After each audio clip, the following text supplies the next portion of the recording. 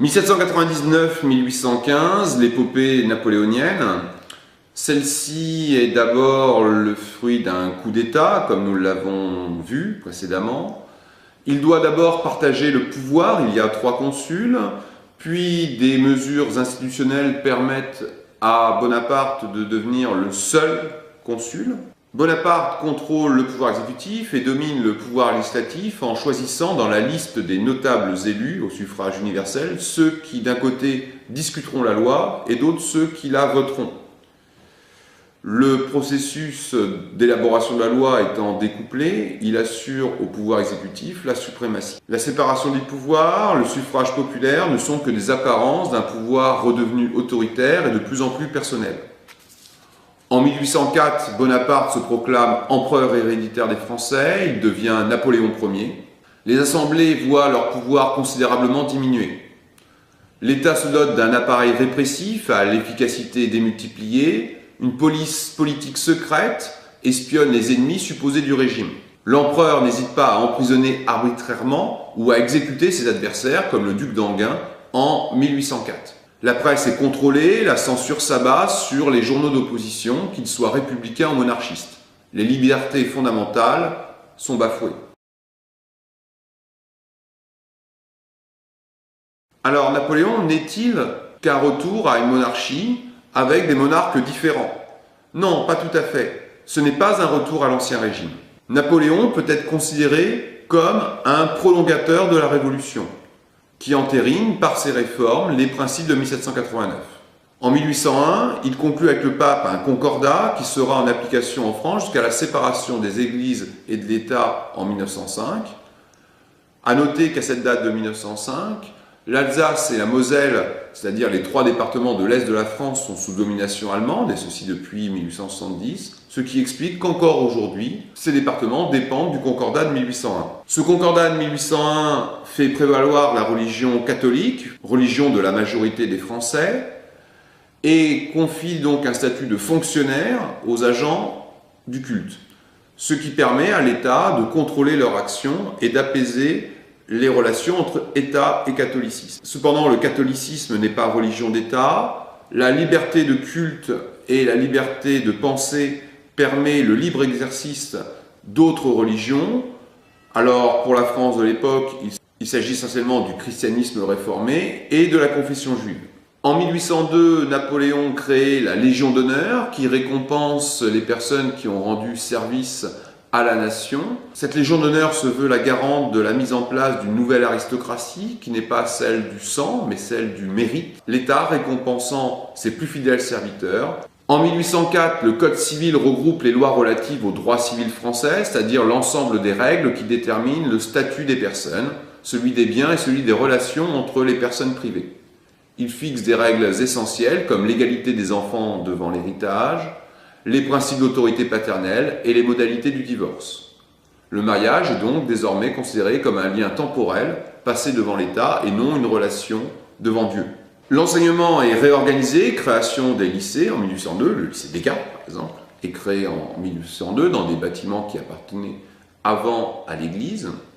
Créé en 1808, le baccalauréat est un diplôme qui a une double particularité, celui de sanctionner la fin des études secondaires et d'être le premier diplôme de l'enseignement supérieur. Le baccalauréat est tout compte fait une garantie de l'égalité civile, puisque les candidats ne se présentent pas sous leur nom, mais sous un numéro. On a donc là le principe de la méritocratie, c'est-à-dire que le baccalauréat ouvrait la porte des hauts postes de la fonction publique et garantissait à son détenteur une belle carrière. Cette carrière ne dépendait donc pas a priori de votre naissance, de vos relations, de votre passé, mais de votre mérite face aux études. Il faut cependant très largement nuancer cette vision, puisque les études secondaires étaient payantes et donc réservées à une infime minorité de la population, bourgeoise et noble.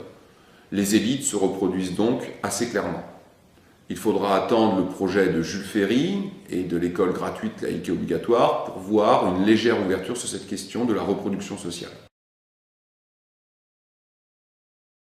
L'affirmation de la méritocratie et de l'égalité civile sont donc le trait majeur des grandes réformes napoléoniennes.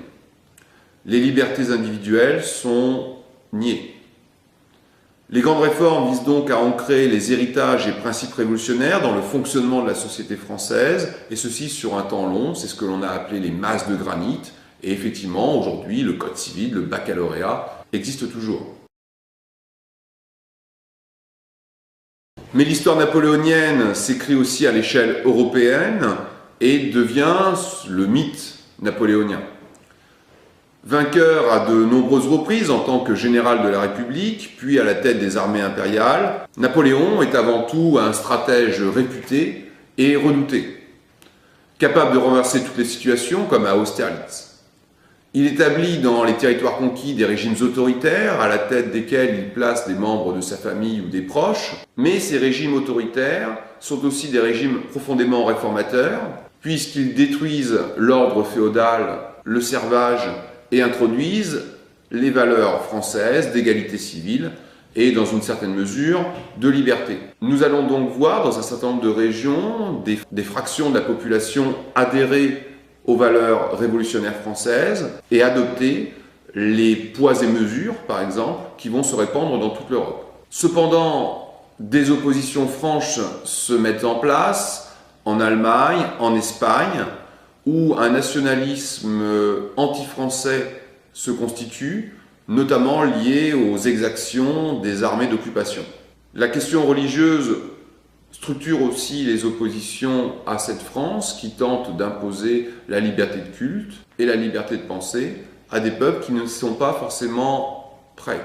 Les défaites militaires suite à la désastreuse campagne de Russie conduisent Napoléon à l'abdication en 1814. Exilé sur l'île d'Elbe, il reprend la main en s'enfuyant et en débarquant en France, à Golfe-Juan, où, à la tête d'un petit régiment, il va mener la reconquête du pays, repousser le roi Louis XVIII, qui s'enfuit en Belgique sous la protection des troupes étrangères. De nombreux anciens partisans, d'abord ralliés à Louis XVIII, retrouvent leur ancien empereur, notamment le maréchal Ney, lors d'une scène restée célèbre où le maréchal Ney, à la tête d'une armée royaliste, se dirige vers le camp des armées napoléoniennes. L'écrasement de ces derniers paraît assez évident vu le déséquilibre numérique, et Bonaparte, voulant éviter un bain de sang, s'avance au devant de ses troupes, va voir le maréchal Ney, ouvre sa chemise en disant « Tirez sur votre empereur », et là le maréchal Ney tombe à genoux et reconnaît en Napoléon son véritable maître. Cependant, l'histoire finira mal.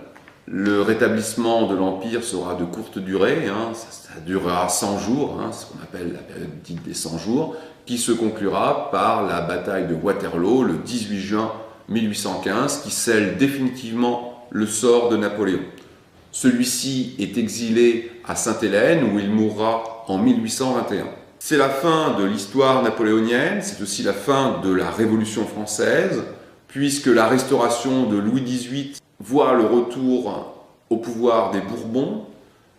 Ceux-ci tenteront de mettre en place un régime de type constitutionnel, une monarchie modérée, qui, cependant, dérivera vers des pratiques de plus en plus autoritaires et ne trouvera jamais un équilibre, y compris dans les élites, qui hésiteront entre les ultras, qui veulent un retour à une monarchie absolue de type d'Ancien Régime, avec le retour des privilèges, et une minorité plus libérale qui vise à accepter en partie l'héritage révolutionnaire.